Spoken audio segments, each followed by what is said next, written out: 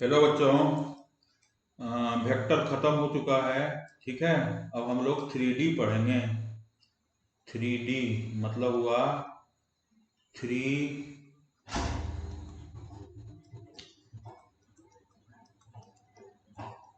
Dimensional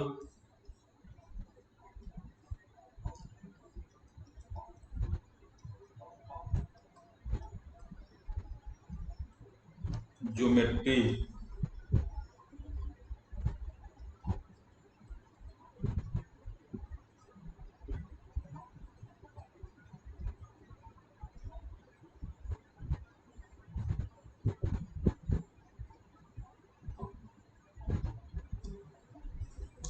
ठीक है, इसको आज जो है लेक्चर 1 है।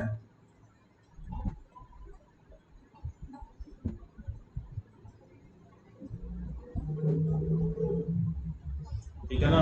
सबसे पहला चीज पढ़ना है।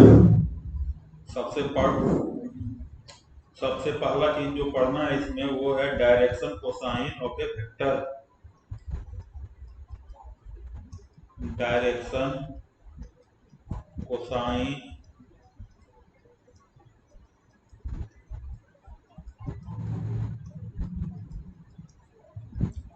Of A vector.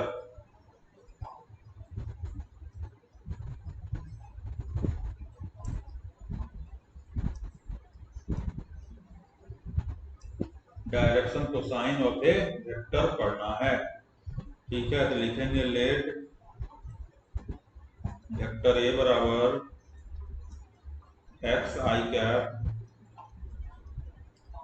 Plus Y J cap plus Z के cap makes alpha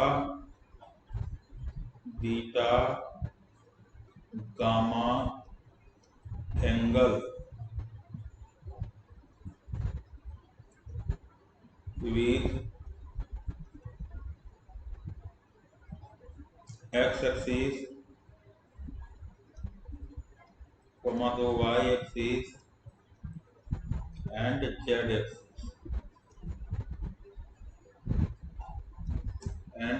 axis respectively.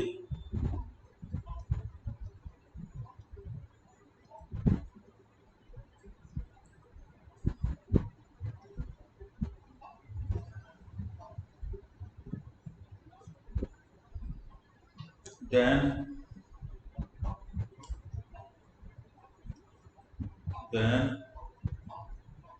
cos alpha, cos beta, cos gamma are called direction cosine.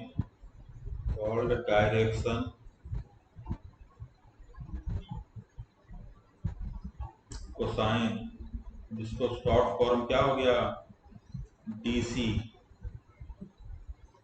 Direction cosine of A vector, it is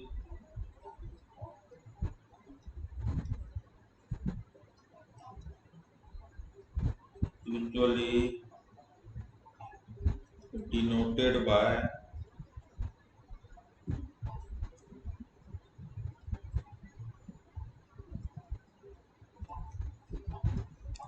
L M N।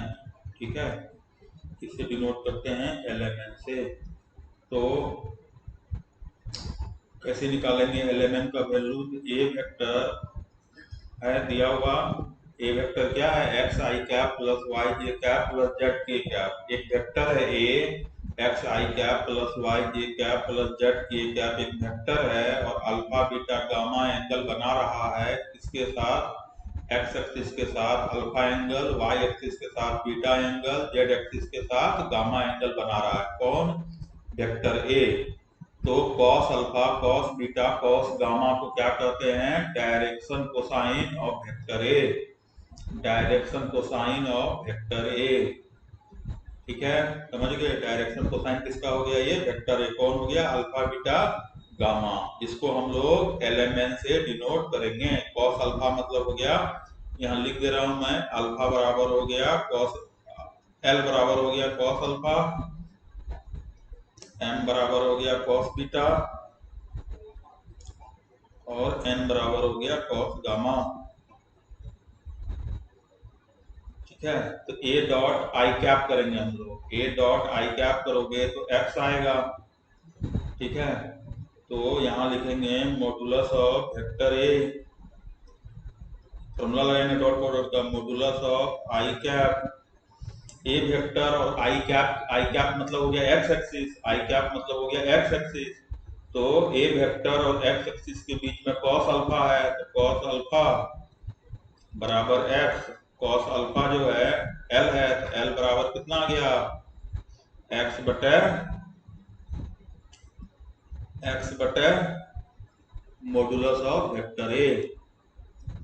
Similarly इसी तरह से ए dot A vector dot J cap करेंगे तो y आएगा, यहां से m बराबर हो गया y बटे मॉडुलस ऑफ वेक्टर ए, फिर एंड n बराबर हो जाएगा z बटे मॉडुलस ऑफ वेक्टर ए। ठीक है, तो L square plus M square plus N square करोगे, एल की जगह पे या तो लिख सकते हो cos square alpha plus cos square beta plus cos square gamma.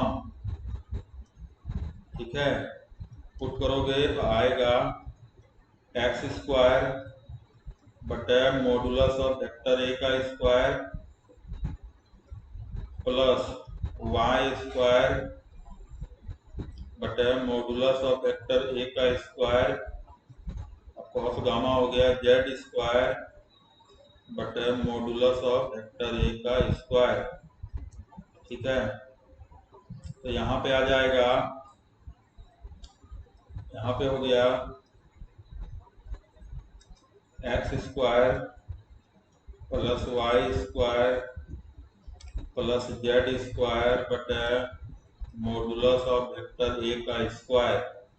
तो X square Y square Z square हो गया मॉडुलस ऑफ वेक्टर ए का स्क्वायर बटे मॉडुलस ऑफ वेक्टर ए का स्क्वायर बराबर 1। ठीक है, तो यहाँ से L square plus M square plus N square बराबर हो जाएगा 1। ठीक है, एक ये रिजल्ट आ गया। एलएमएन क्या है, डायरेक्शन कोसाइन है। ठीक है, उसी तरह से यहाँ देखो,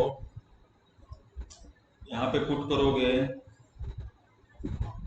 तो कॉस, उसी तरह से एल का वैल्यू क्या है, एल का वैल्यू है cos square alpha plus cos square beta plus M हो गया कॉस बीटा और एन हो गया कॉस गामा। तो कॉस स्क्वायर गामा बराबर 1 हो गया, इसीलिए sine square alpha plus sine square beta plus sine square gamma बराबर 2 हो जाएगा। ठीक है, ये सब भी पूछ सकता है। यहाँ पे तुम क्या करो, एक फोटो बना लो।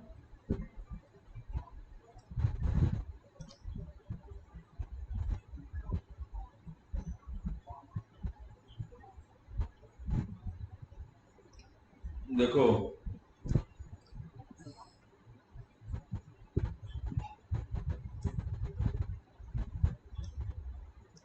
ये एक्स एक्सिस, ये वाई एक्सिस, ये जेड एक्सिस।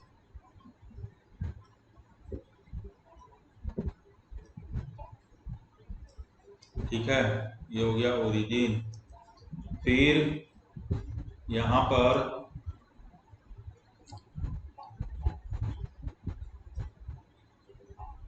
ये वेक्टर ए है।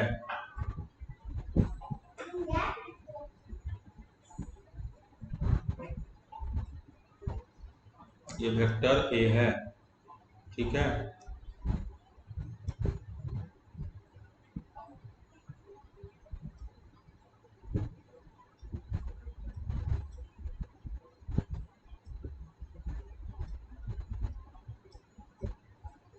वेक्टर ए है, तो ए वेक्टर जो है एक्स एक्सिस के साथ अल्फा एंगल बनाया, ये एंगल हो गया अल्फा, ये एंगल हो गया वाई एक्सिस के साथ बीटा, और जेड एक्सिस के साथ गामा,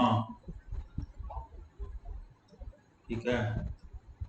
तो ऐसा कोई नियम नहीं होता है कि alpha plus beta plus gamma का जो वैल्यू होगा वो जरूरी नहीं है कि पाई होगा या 2 पाई होगा या 3 पाई होगा, कुछ भी हो सकता है, ठीक है ना। क्या हो सकता है? कुछ भी हो सकता है। तो एक्स एक्सिस हो गया, वाई एक्सिस हो गया, जेड एक्सिस हो गया। वेक्टर जो है ओ ए वेक्टर है, जो ए वेक्टर है वो ओ ए वेक्टर है। अब ओ ए वेक्टर जो है एक्स एक्सिस के साथ अल्फा एंगल बनाया, वाई एक्सिस के साथ बीटा एंगल बनाया, जेड एक्सिस के साथ गामा एंगल बनाया, ठीक है। तो cos alpha cos beta cos gamma क्या हो जाएगा? डायरेक्शन कोसाइन हो जाएगा, किसका? वेक्टर ए का, ठीक है। cos अल्फा को L कहते हैं, cos बीटा को M कहते हैं, cos गामा को N कहते हैं, स्टैंडर्ड है, ठीक है ना। इसीलिए cos square alpha plus cos square beta plus cos square gamma बराबर 1 होगा। Sign square alpha sign square beta sine square gamma बराबर 2 हो जाएगा। L square plus M square plus N square बराबर भी 1 होगा। तो आगे बढ़ते हैं। अभी हम लोगों ने देखा है कि L का वैल्यू कितना निकला, ठीक है। तो L बराबर हम लोग निकाले x बटे modulus of vector A m बटे y बटे modulus of vector A, n बराबर हो गया z बटे मॉडुलस ऑफ वेक्टर ए, ठीक है। तो ए वेक्टर जो है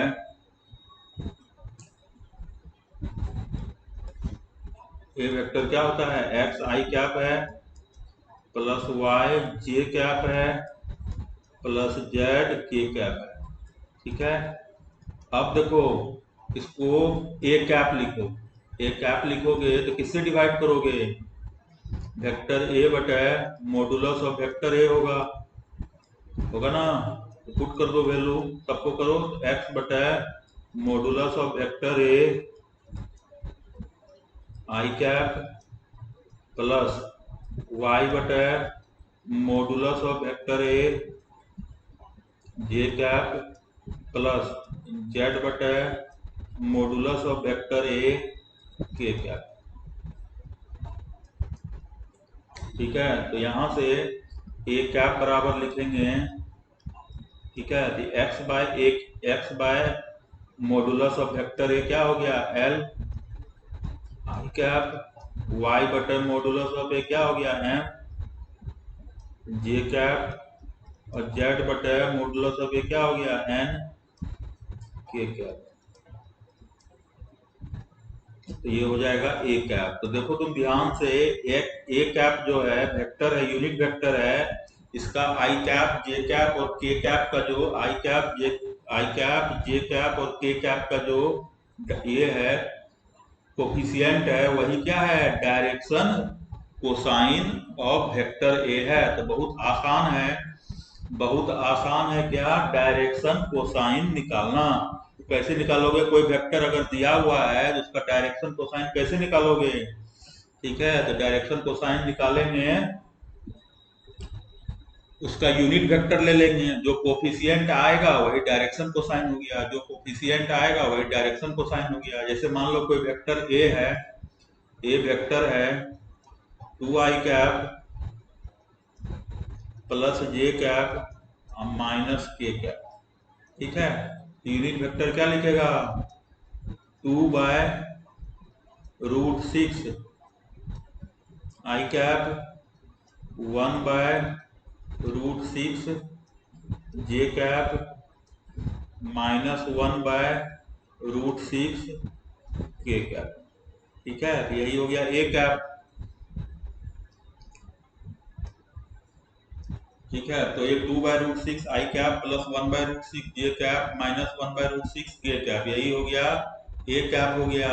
तो डायरेक्शन कोसाइन क्या हो जाएगा, direction cosine of A vector is, तो कोफिशिएंट लिख दो 2/√6 कॉमा 1/√6 कॉमा माइनस 1/√6, यही क्या हो गया, डायरेक्शन कोसाइन हो गया। ठीक है, कॉस अल्फा पहला हो गया, कॉस बीटा दूसरा हो गया, कॉस गामा तीसरा हो गया, ऐसे करके लिखते हैं कॉमा दे देके।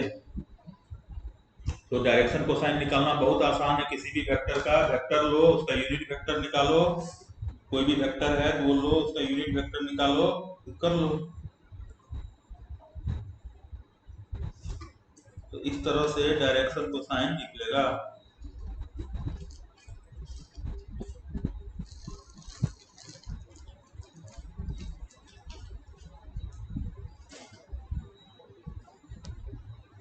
फिर यहाँ पे लिखो इंपोर्टेंट पॉइंट लिखो, जो पहला पॉइंट है वो ये है, देखो यहाँ पे अगर आपको डायरेक्शन कोसाइन पता है तो उस वेक्टर, किसी वेक्टर का अगर आपको डायरेक्शन कोसाइन पता है तो उस वेक्टर का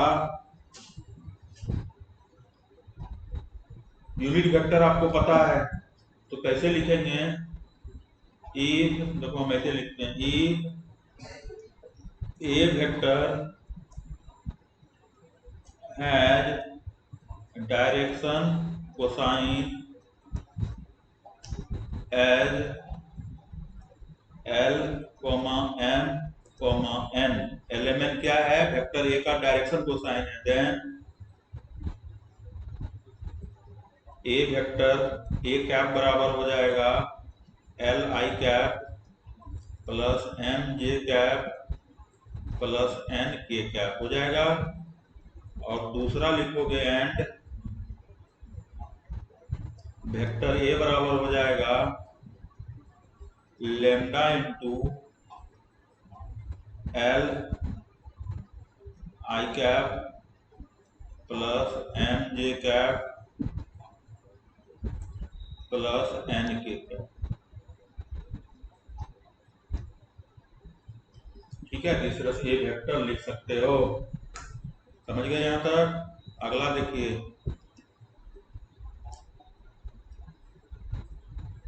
इफ, अगला पॉइंट देखिए, if vector A is parallel to, vector A है, कोई वेक्टर ए है, वो parallel to vector, vector A is parallel to a vector, parallel to a vector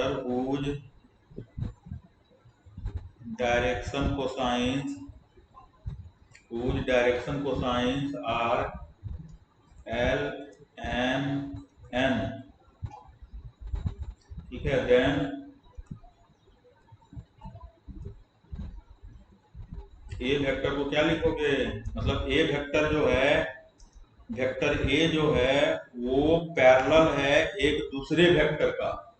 ठीक है, वेक्टर ए का पैरेलल कोई दूसरा वेक्टर है जिसका डायरेक्शन कोसाइन है एलएमएन, तो भी हम ए वेक्टर को क्या लिख सकते हैं, plus minus modulus of vector A, यहां लिख देंगे L I cap N J cap N K cap. ठीक है, क्योंकि पैरेलल है ना, तो जरूरी नहीं है कि सेम डायरेक्शन होगा या अपोजिट डायरेक्शन होगा, इसलिए प्लस माइनस लिखना जरूरी है। अगला पॉइंट देखिए, समझ में आ ही गया होगा, क्योंकि ये वेक्टर जो है, जो एक वेक्टर है वो जितना एंगल बनाएगा उसी के पैरेलल है ये वेक्टर। ठीक है, ये भी वही एंगल बनाएगा ना, इसीलिए डायरेक्शन कोसाइन सेम आएगा। प्लस माइनस लिखने का मतलब हुआ कि डायरेक्शन सेम रहेगा या अपोजिट भी हो सकता है। फिर लिखो ई ए लाइन, कोई लाइन है, वेक्टर नहीं है, लाइन एल, कोई लाइन एल है is parallel to vector A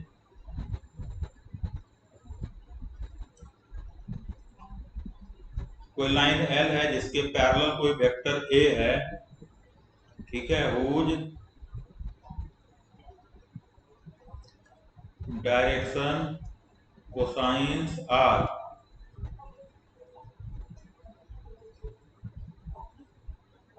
L M N, then line L has direction cosines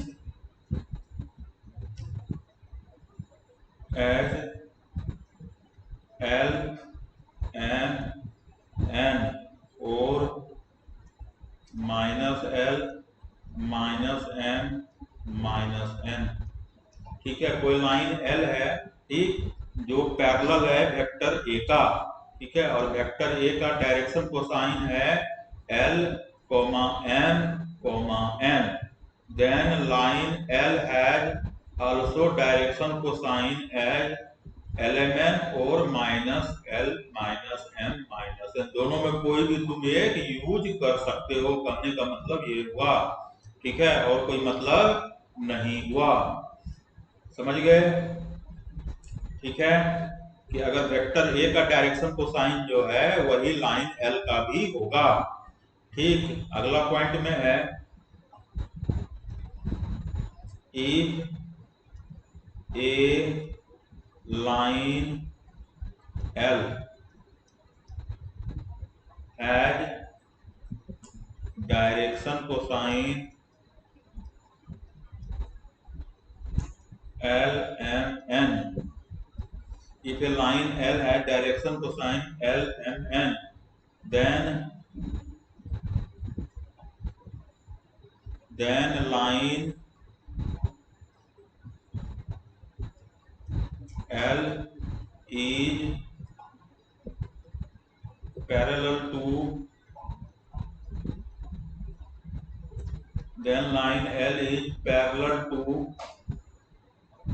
unit vector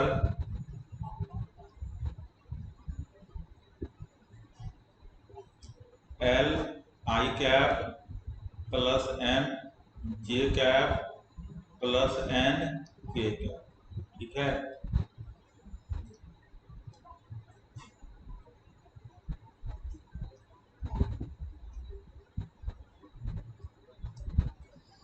L I cap plus N J cap plus N K cap, ठीक है। अगर कोई line L है जिसका direction cosine L M N है, तो line L जो होगा, लाइन L के पैरेलल एक यूनिट वेक्टर होगा। कौन सा यूनिट वेक्टर होगा? L I cap plus M J cap plus N K cap. ये सब पढ़ाने का पर्पस ये नहीं कि इस पे क्वेश्चन आएगा, इसी पे आधारित आगे तुम सब कुछ पढ़ोगे, ठीक है, इसी पे आधारित सब कुछ पढ़ोगे, इसलिए सबको ध्यान रखना है, नहीं तो समझ में नहीं आएगा। अगला पॉइंट है कि if two line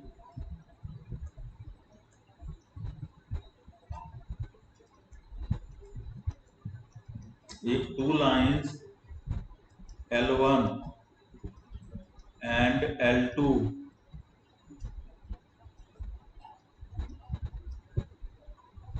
has direction cosines L1, M1 and L2, M2, N2 respectively,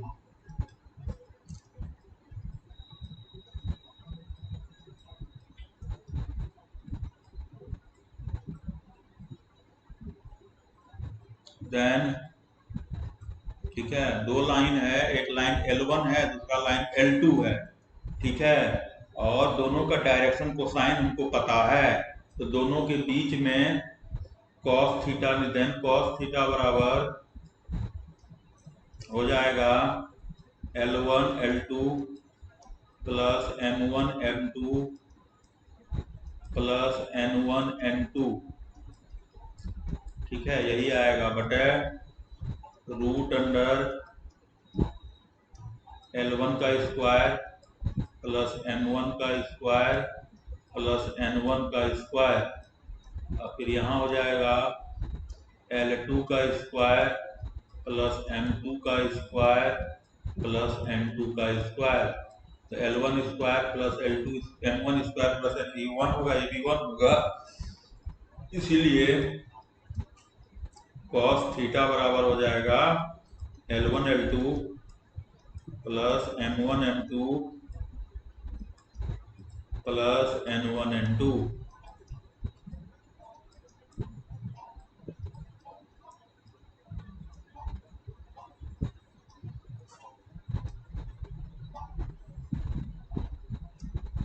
ठीक है, तो अब if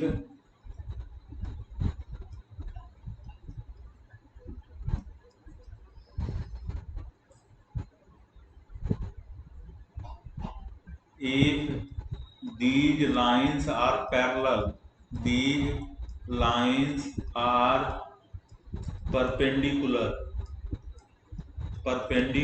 these lines are perpendicular, then क्या हो जाएगा cos theta 0, then L1 L2 plus M1 M2 plus N1 N2 बराबर 0।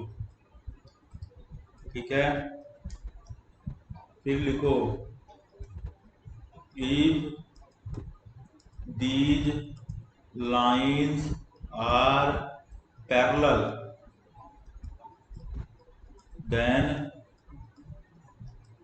ठीक है, तो पैरेलल हो गया मतलब क्या हुआ कि दोनों वेक्टर पैरेलल है, और दोनों यूनिट वेक्टर और पैरेलल है, इसीलिए L1 बाय L2 बराबर होगा M1 बाय M2 बराबर होगा N1 बाय N2, ये तो होगा, और बराबर होगा प्लस माइनस 1। ठीक है, समझ गए यहाँ तक, क्योंकि यूनिट वेक्टर है दोनों। देखो ऐसे समझो, यहाँ समझा रहे हैं फोटो बना के। देखिए एक लाइन ये है, इसका नाम है L1, दूसरा लाइन है ये L2, दोनों के बीच का एंगल है थीटा, ये वाला एंगल हो गया थीटा। L2 का डायरेक्शन रेशियो क्या है, स्मॉल L2 M2 N2, और इसका डायरेक्शन रेशियो हो गया L1 M1 N1। ठीक है, तो L1 का डायरेक्शन कोसाइन पता है, L2 का डायरेक्शन कोसाइन पता है। ठीक है, अब L1 के पैरेलल कौन सा वेक्टर होगा, याद करो, L1 के पैरेलल हो जाएगा L1 I cap M1 J cap N1 K cap हो जाएगा। उसी तरह से L2 वेक्टर के पैरेलल कौन सा वेक्टर होगा, L2 लाइन के पैरेलल कौन सा यूनिट वेक्टर होगा, हो जाएगा L2 I कैप प्लस